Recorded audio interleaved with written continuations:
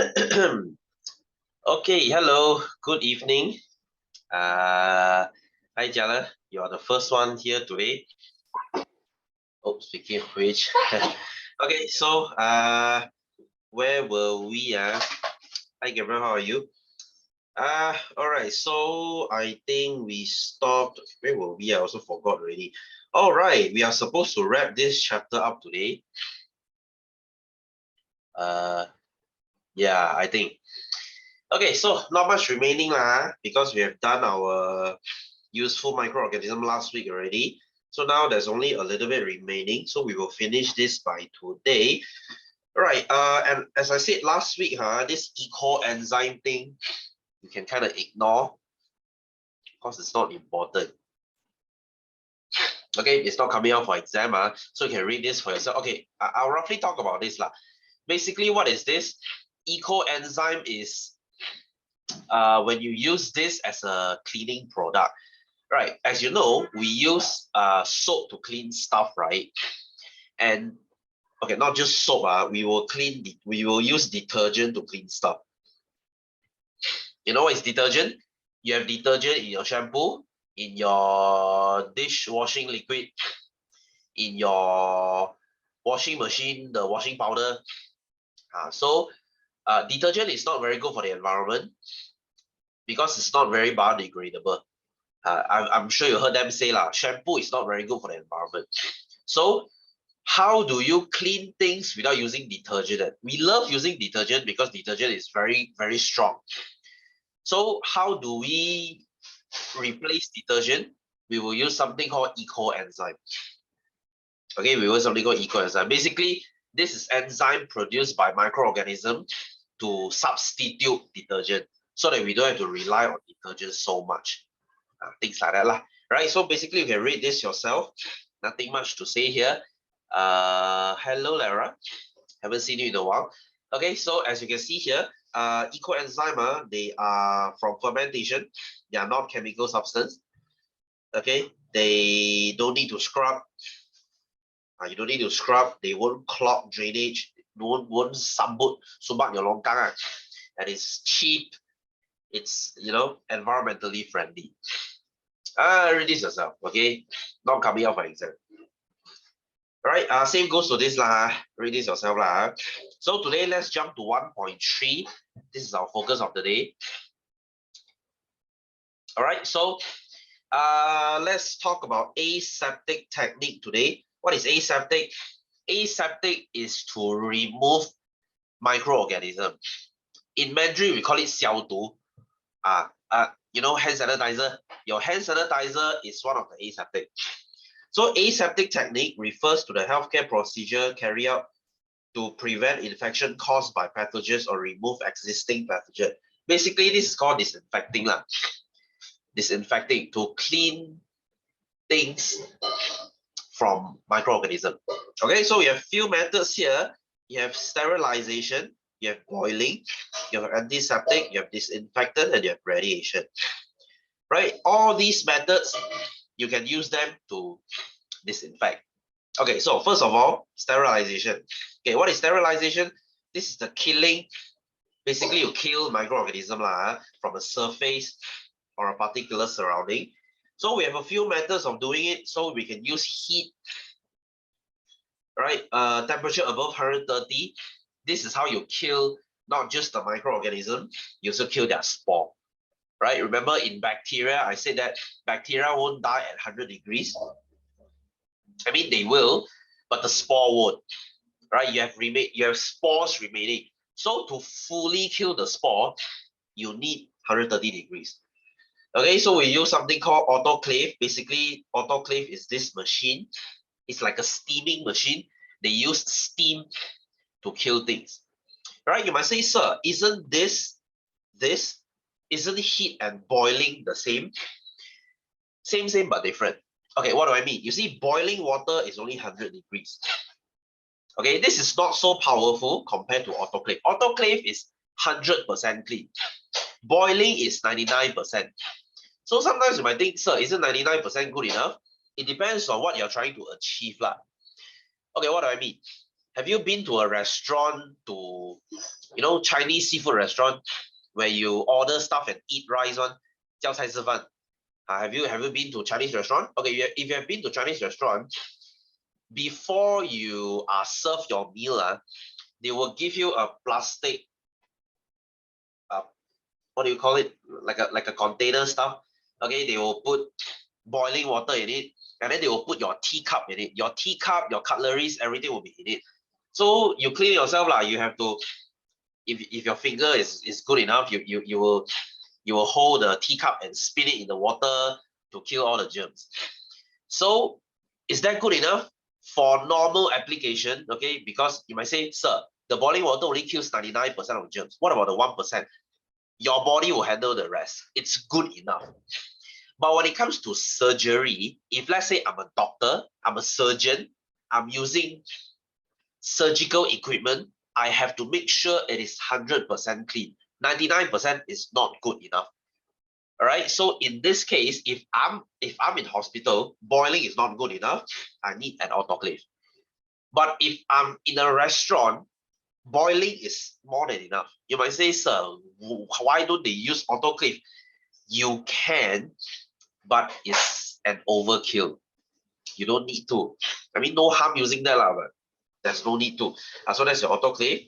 And then you can use chemical substances like soap, radiation like UV, some operating theater, they use UV to kill, to disinfect their operating theater before they do operation.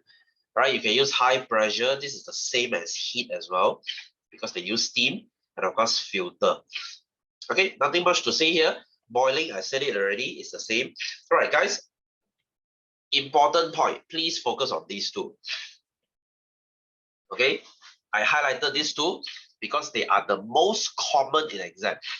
Right, so if you don't want to use any of these, you want to use chemical. Okay, chemical is here lah. Right. When it comes to chemicals, there are two types of chemicals here.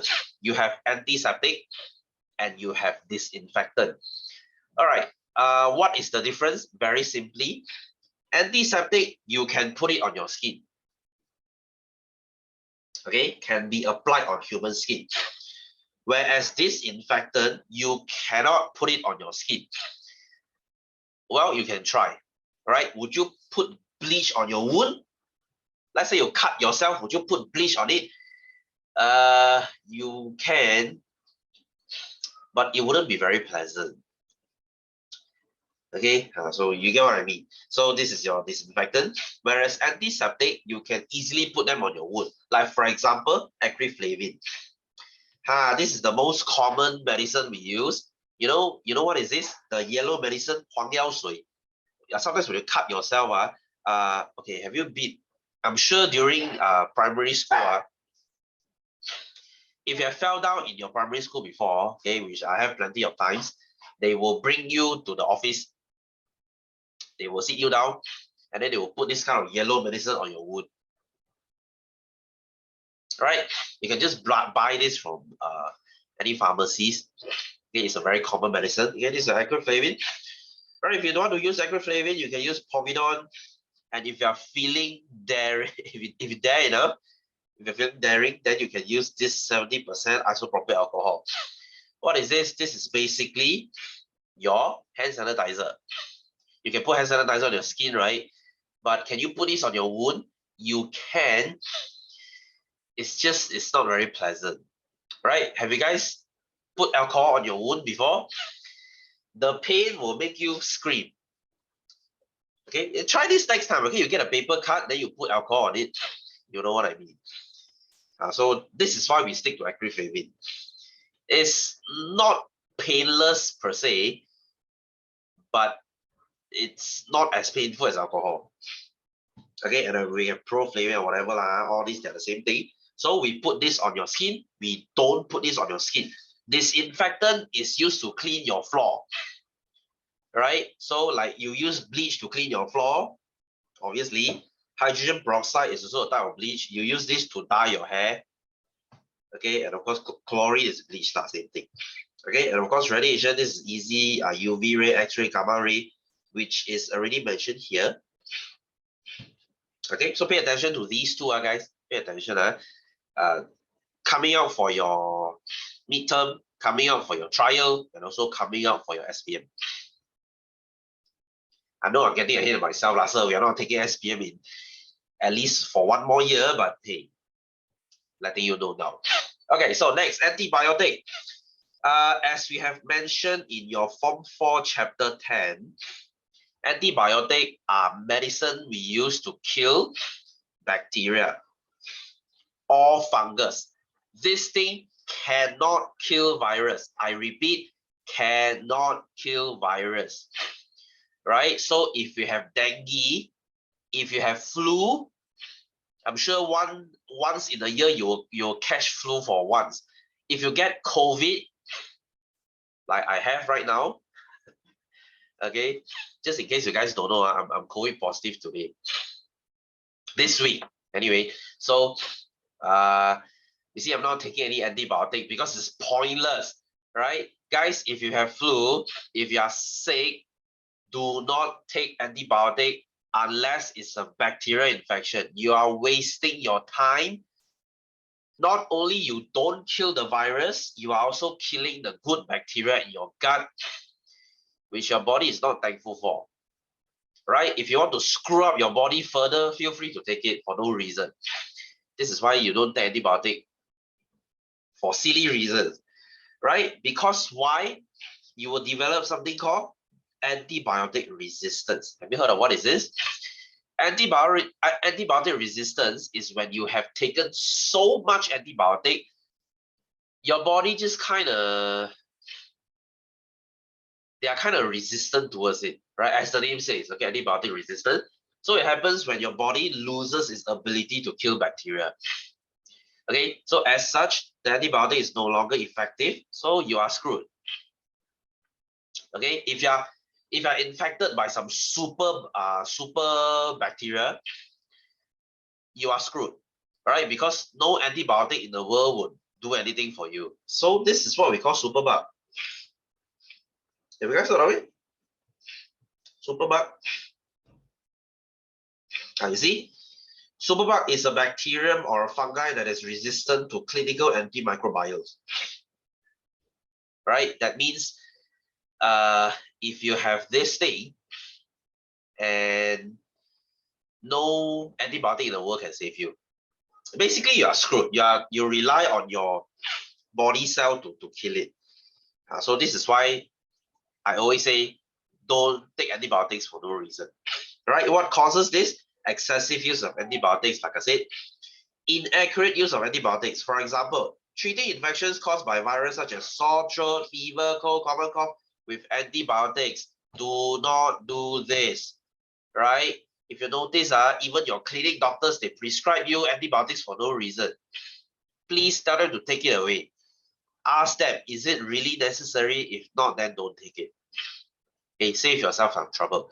So, and of course, now taking antibiotics according to the duration. If your doctor prescribed you antibiotic, please finish the course. Do not take it halfway and say, I'm cured. There's no need for it. Okay, just don't be silly, right? Anyway, so this is antibiotic, nothing much to say here. Pay attention to this experiment. Okay, this is quite common in exam. I'll put a star here. So the effects of concentration of antibiotic on the growth of bacillus. Okay, this is a very easy experiment. So what do? We take a petri dish, we put nutrient on it, and we let bacteria grow on it. Can you see all these dots?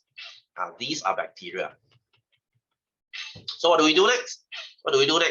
We take small filter paper, we soak it in antibiotic, and then we put on the petri dish. So as you can see here, if I soak it in distilled water, hey, why is this so weird? Okay, this diagram looks a bit weird. Okay, but if I soak it in distilled water, you should still see bacteria growing on it. That means distilled water cannot kill bacteria, okay, as you can see. So if I use 10%, there will be less bacteria. If I use 20, there will be even less. If I put 30, maybe there's none left. Right? So you should see many dots here. You should see less dots here. You should see even less dots here. You should see very little dots here. So what does it mean? The higher the concentration of antibiotic, the more antibiotic you use, the better they are at killing bacteria. Common sense, isn't it? Right? This is a very self-explanatory experiment that you can understand yourself. You know, I'm just going to skip this. Really easy here. So what does the clear region mean? A clear region is the region without bacteria, or where bacterial growth is inhibited. There's no bacterial growth there. Clear region, clear, no bacteria. Everything is killed there.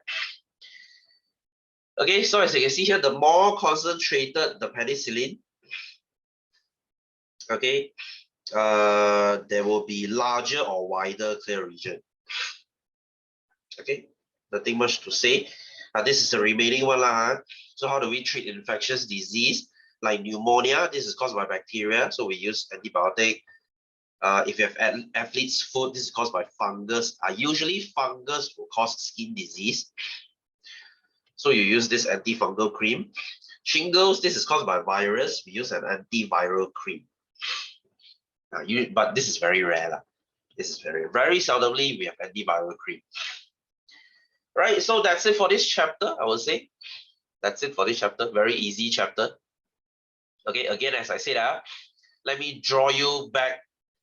Let me draw your attention back to here. If you were to focus on this chapter, what are the sections that you should focus on? You should focus on the factors, the 5 factors that affect growth of microorganism. Very simple here. How do you make microorganism grow better? How do you make germs grow better? You should have high humidity. Light depends on what type of microorganism you're using. Nutrients should be high. Temperature should be in the middle. pH should be in the middle. Okay, you already know this. And of course, the second part you should focus on is this, the useful microorganism, especially yeast. I've mentioned this for like a million times. Yeast is the one you focus, right? What are they for? For alcohol, for bread. The 2 oldest food in human history. Right? Culturally very significant, because every culture will make bread, every culture will make alcohol. That's why yeast is very important. Okay, yeah, that's all. And of course, this one, antiseptic and disinfectant, the one we learned today. All right. Anyway, let's go into our exercise again. I'll finish this today so that we can, you know, we can say goodbye to this chapter. Next week we are entering chapter 2, which is a very long chapter. Okay, the thing will take me 1 month, that chapter. Okay, anyway, so 2 examples of useful microorganism, the one we mentioned last week. So in medicine, we have not done this, right? Okay, what microorganism do we use in medicine? We use it to make insulin. We use it to make vaccines. We use it to make antibiotics. All right, so all these, you can say, you know what, guys? Sorry, these 2, they are made from bacteria, whereas your vaccines are made from virus. Like your COVID vaccine is made from the COVID virus itself. Whereas these 2, they are grown from bacteria. Okay, the antibiotics you use, the one you eat, and of course the insulin for a diabetic patient. If you have diabetes, you'll be using insulin. They are all made from bacteria. Okay, praise heavens, like I said before, insulin, before we found out the way of using bacteria to make them, before technology, we used to get insulin from pigs. We used to get it from cows. Would you want to inject some pig hormones or cow hormones inside your body? You wouldn't, right? But if you have no choice, you have to. So unhygienic, so disgusting, isn't it? But now it's all made from bacteria. You have zero worries, and not to mention it's cheap. Insulin is dirt cheap. Okay, so next, agriculture. What do we use this for? Okay, you know what? We skip this because we haven't learned. Because agriculture is this, your nitrogen fixing bacteria.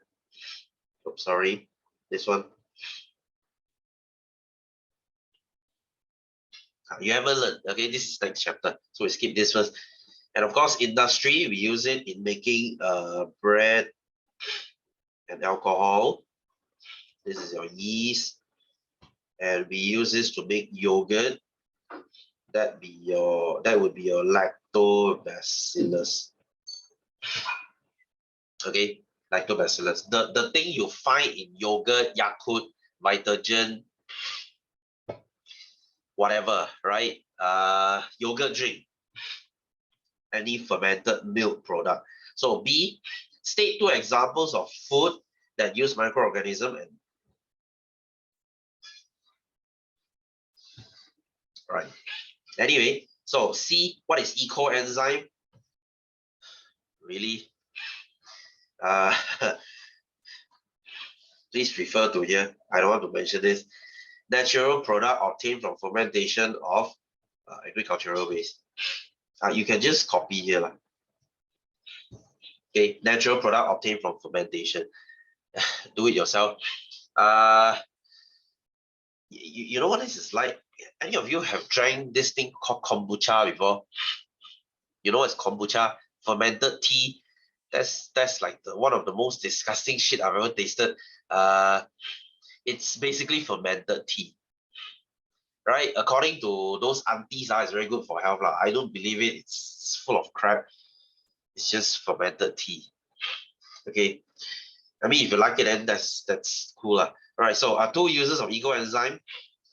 This is to, you know what, again, it's all here. Okay. To clean dishes, to wash dishes, to clean your floor, whatever. You can use this to replace your detergent. Heck, you can even use this to wash your hair. If you don't mind your hair smelling like fermented waste. So, hey, but it's good for the environment. If you're a hippie, then yeah, good for you. So number 10, we skip this also. This is your lactobacillus. This is here. We use this to treat wastewater and sludge. Again, none of our concern. Okay, so C, microorganism and their roles in various fields. Okay, this one makes sense. So Nitrobacter, this is what we use in our nitrogen cycle. It will convert nitrite to nitrate. What in the world is this thing? You will learn this next chapter. All right, this is a very complicated cycle that you must remember. All right, we leave it to the next chapter. Okay, yeast, we use this to make alcohol and bread.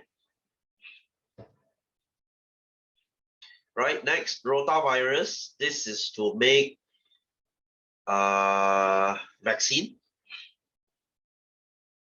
Any of you taken this vaccine before? Rotavirus? It's optional.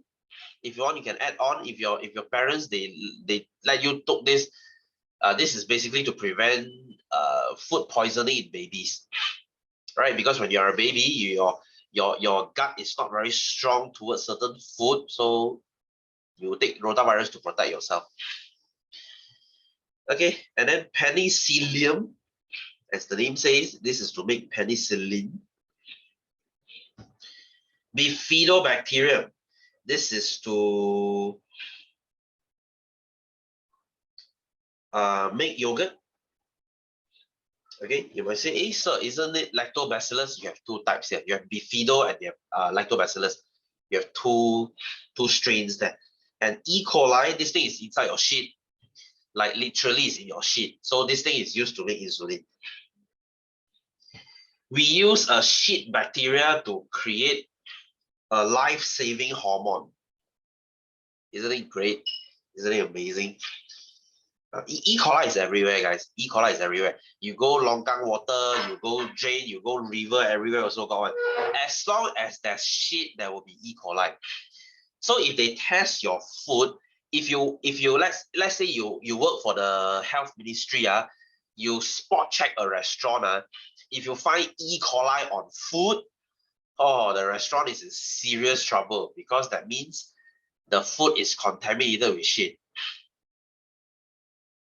So serious trouble. Right, D. What are found in the intestine of termites? That would be a protozoa. They will produce cellulase to digest cellulose. That's why, what is cellulose? Cellulose is wood lah. That's why termites can eat wood, because they have the enzyme to do so. Okay, and then bacteria, they remove fats and tissue from skin in the manufacturing of leather goods. I said this last week.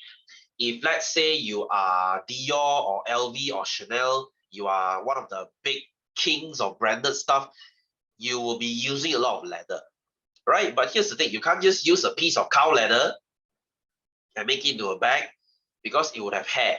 Cows have hair. You wouldn't want your handbags to have hair on it. That would be really disgusting. So what do? The tannery, do you know what is a tannery? Do you guys know what is a tannery? A tannery is a place where they tan leather, where they make leather. So in this place, they will use this enzyme. They will remove the hair from the skin. So now you get a nice piece smooth of cowhide, piece of cow leather.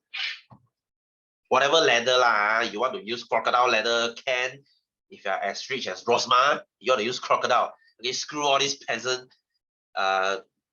Bovine leather or cow leather is for poor people. Then okay lah, use whatever you want. You can use snake or crocodile or whatever, right? Whatever that floats your boat, whatever that you want to flex with. So 11, useful microorganism in daily life. So you have your bread, you have your root nodules. Okay, you must say, so what the hell is this? This is your Nitrobacter.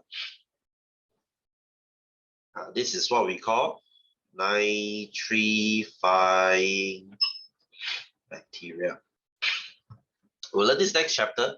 This is where you suffer. Okay, next chapter, you will suffer memorizing this. There's no better way to put it, right? You have to memorize it, right? But that's next chapter. So U and V. So U is the type of, oh, they don't want the species, they just want the type. So please don't write yeast here. Your answer will be wrong. Okay, they don't want the yeast, they don't want yeast, they want the type. Yeast is a type of fungi. Right? Yeast is fungi. Whereas this one is a bacteria. So you see, they make your job easier, because they don't want the name of it. They want just the type of it. So B, state the importance of microorganism. V, in agriculture. Right, so you might say, sir, what the hell is this exactly? What does this thing do? Right, this thing will convert, as I said just now, nitrite to nitrate. What is nitrite? Nitrite is a waste product. You know your pee, when you pee and when you shit, inside your pee and shit is nitrite.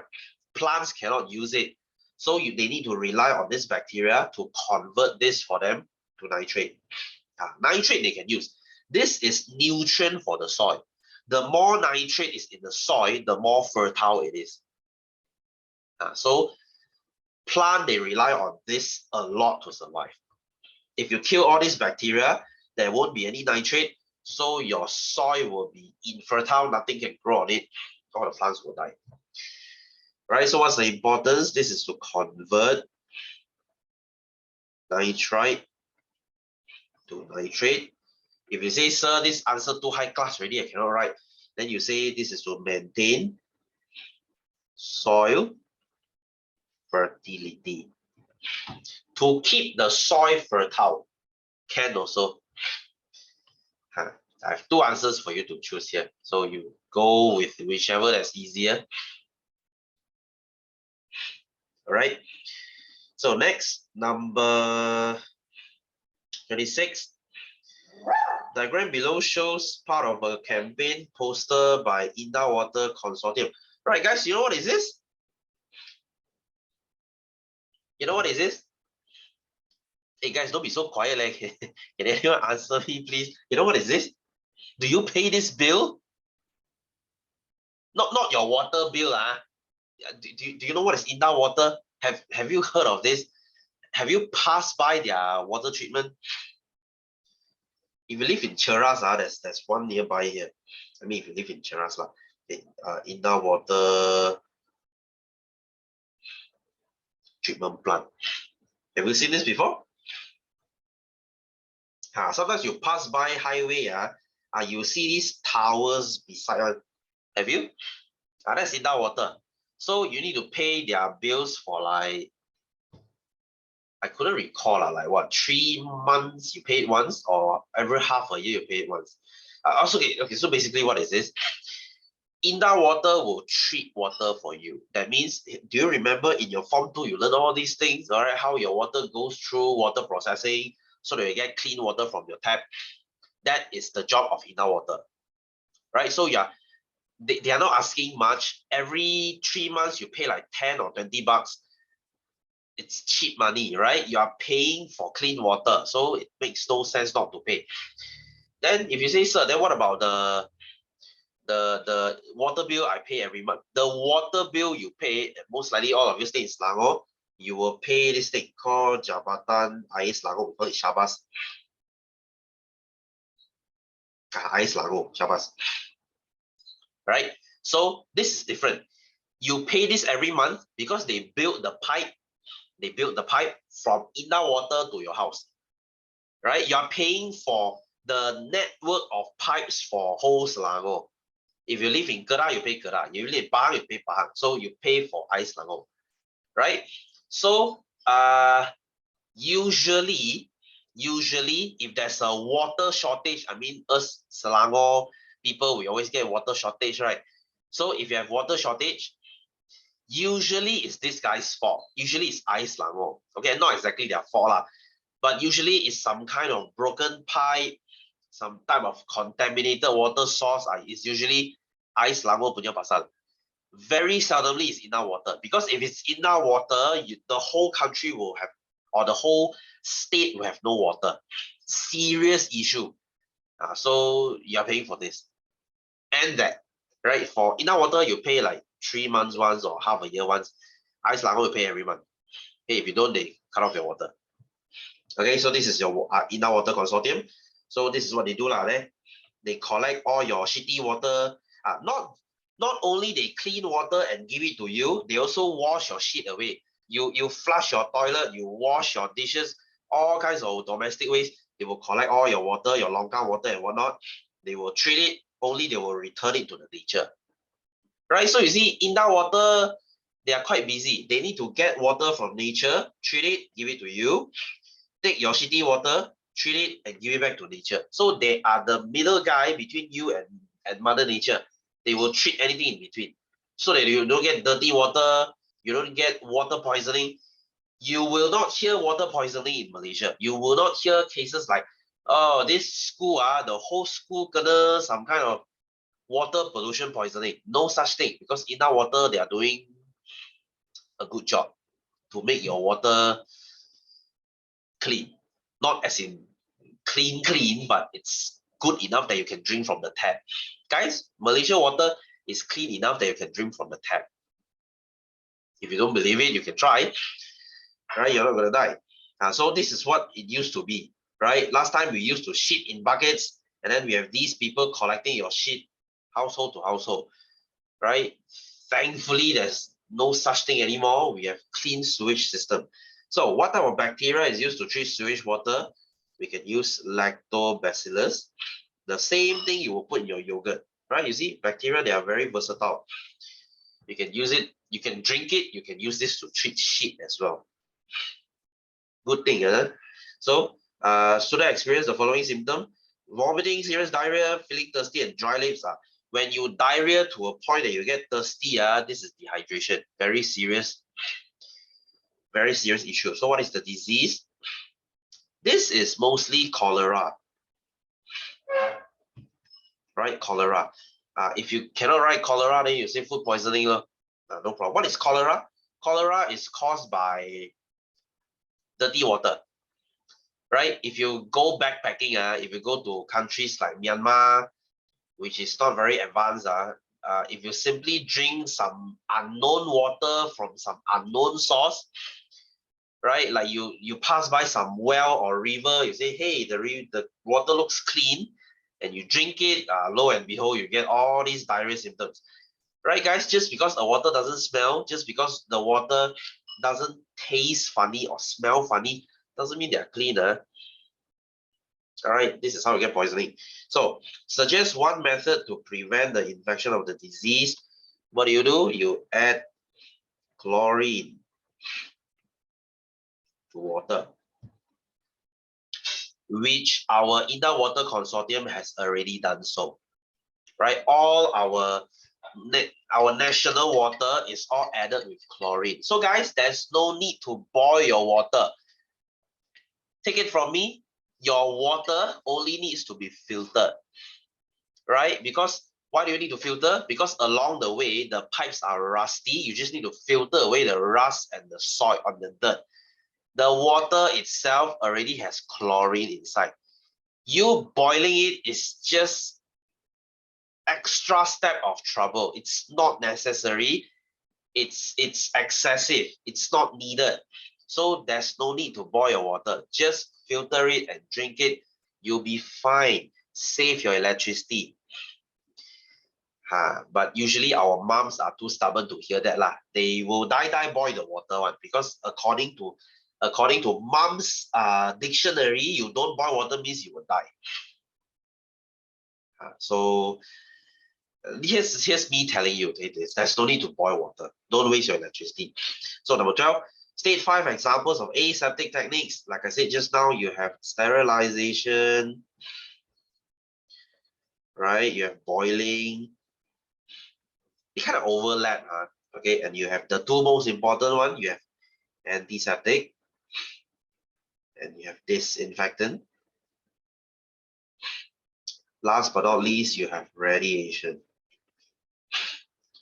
Right? Actually, sterilization covers them all, but I don't know why they need to make another category here. But well, since they asked for it. So how is the aseptic technique related to the phrase prevention is better than cure? So why is aseptic described as this? Because they kill microorganisms, okay, before they enter our body and cause diseases. Right? They kill it before they can infect you. So this is why the COVID SOP lah, they always want you to use hand sanitizer lah, to sanitize your whatever lah. All of us couldn't care now, isn't it? All right. So C, name 3 examples of ionizing radiation. So you have UV, you have X-ray, and you have gamma ray. Usually we use gamma ray. This is too strong. Gamma ray is used to kill cancer cells. We don't use this, right? Even hospitals, they will use UV. UV is good enough, right? UV is good enough. So if your room is very dirty, you get sick all the time.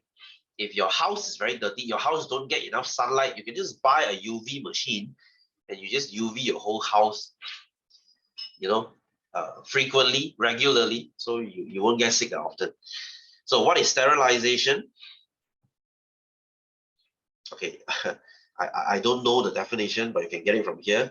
Killing or eliminating microorganism, which is the same for all. Right, this explanation goes for all. Okay, so it's the killing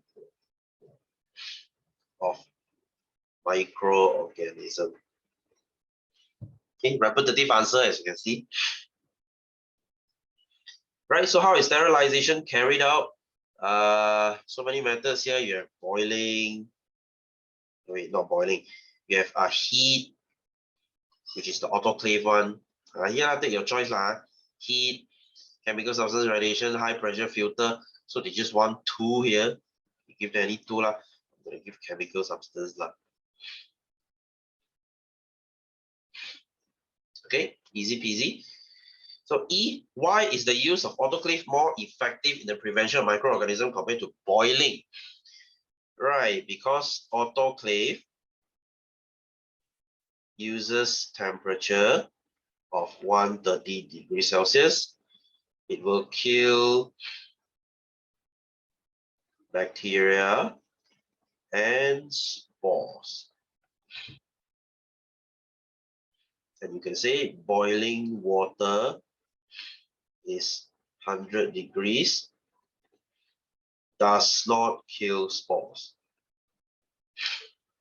So it's not good enough, right? I mean, it's good enough for some, for general use is okay, but for a very highly sterilized environment, like if you're in a lab, right? If you're in a lab, a very clean laboratory, if you are in a hospital, then it's not good enough, right? But for normal restaurants, your household, you want to mop your floor, boiling water is good enough. Guys, boiling water is the best thing you use to mop your floor. You might say, sir, you want me to boil water and pour it on the floor? No need lah, just buy a steam mop lah. You know what's a steam mop? You want to clean your floor, right? No need to buy what shampoo. Because shampoo, they make your floor, yeah, sure, they smell nice, but it's chemicals, right? If you want clean sauce, use a steam mop. You see? Oh, I'm selling this thing, expensive, not expensive lah. Okay, $100 got, $200 got one already. You don't need buy so fancy. You see Xiaomi one, $200 only.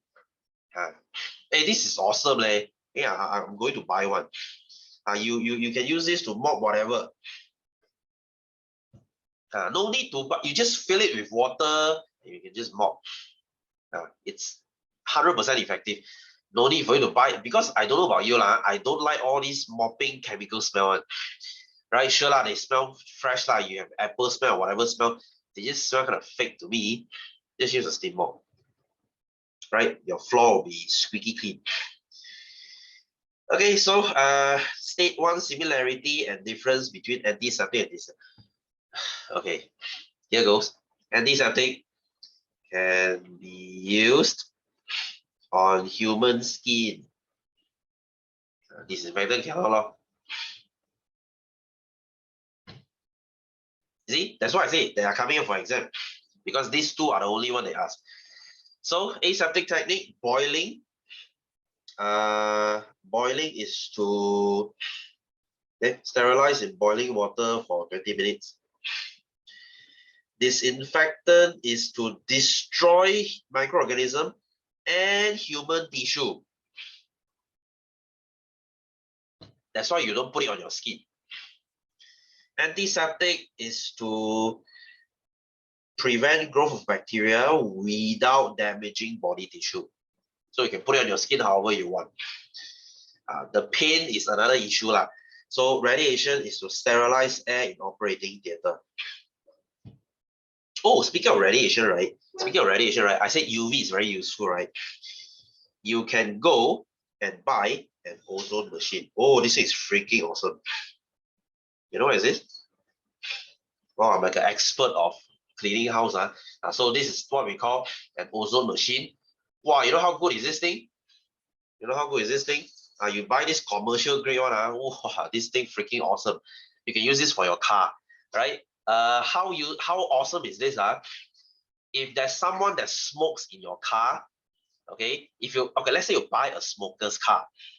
Okay, the previous loser has been smoking in the car for 10 years. The whole car smells like ashtray. You just put this thing in the car for 10 minutes with all the doors closed. The smell will be gone. Gone, nothing else. And this thing kind of smells like the sun, right? Because I've used this before in my room. My whole room smells like it has been exposed to strong, you know when you put your clothes out in the sun for like few hours, and then when you take it in and you smell your clothes, it kind of smells like sun. I can't quite describe it, but it smells like the sun. This is the sun smell, right? It can kill any freaking thing in your room. There's no need for any fancy air purifier. Just buy this thing. Whatever shit also die. If you stay inside the room, you might die too. Hey, don't believe me, you buy one and try, right? Whatever smell, you have musky smell, your room shit smell, vomit smell, whatever smell, put an ozone machine in your room, it will be gone, right? Why? Because this ozone machine, they use UV. They use UV, but it's quite toxic to humans. Make sure after you use it, you have to open all your windows and you have to air the thing out. If not, you'll feel very dizzy sniffing this thing. Okay, how do I know this? Because I've used it before. Right. So next, so you cut your hand. What do you use? You use antiseptic. Make sure you wash your wound, guys. If not, you get wound infection, you will die. Right. Operating theater, they will use radiation. And then toilet, you would use disinfectant because there's no human cell here. And this is boiling. Now this is for baby. Right, when I was a baby, my mom used to put all the baby equipment, my binker and everything, my pacifier, everything, they just throw it to the boiling water and they just boil it, so it's safe for babies' use. Maybe your mom does it too. Your mom did it too. Okay, ask her, she'll know. All right, next 14. There, you see this experiment again. So we have nutrient agar here to study the effect of different micro antibiotic concentration. This would be your MV. Growth of bacteria, this would be your RV. So hypothesis, the higher the MV, the lower the RV. Right? The higher the concentration of antibiotic. Okay, so antibiotic concentration is your MV. The higher the antibiotic concentration, the lower the growth of bacteria. So I'm just going to write it short form here. So what is your CV? What are the things you don't change here? You can say the type of antibiotic. Oh, they say here high, they say here low. So you see the area, you know, this is a big area, this is a small area. So type of antibiotic, you can say temperature. The rest of the factors, you have to keep it constant. Temperature, pH value, nutrient, humidity, everything you have to keep constant. You are only changing antibiotic here. So manipulated, that would be your antibiotic concentration. Okay, so what is the effect of antibiotic based on this experiment? You can write back the same thing actually. The higher the concentration, the lower the growth rate. Okay, or you can say antibiotic reduces the growth rate of microorganism. Okay, also. So 15. How do you treat this? Okay, athlete's foot. This is a fungus infection. You have to use an antifungal. Pneumonia, antibiotic. This is how most COVID patients die, right? Because COVID, okay, basically what is pneumonia? Pneumonia is lung infection, right? So what COVID does to your lung is they will make your lung so weak, all right? Other bacteria start coming in and infect your lung, so you get pneumonia. So most COVID patients, they die because of pneumonia. Hey, this is serious thing, serious issue. You could have people as young as 30 something die because of pneumonia, because I've heard cases like this. Right, so shingles, this is a viral infection, so you use an antiviral drug, antifungal drug. Okay, so anyway, that's it for this chapter. Right, so I take it you guys have no question, right? So if you don't, next week we will go into your February notes. I hope you have received it already. Chapter 2, we will go into nutrition. Okay, next week will be a very interesting chapter. None of this boring chapter again. All right, so if you have no question, I think I will dismiss our class early here. So if there's nothing, I will see you next Wednesday. Okay, so have a great week, guys. I will see you next week. All right, take care. See you. Bye-bye.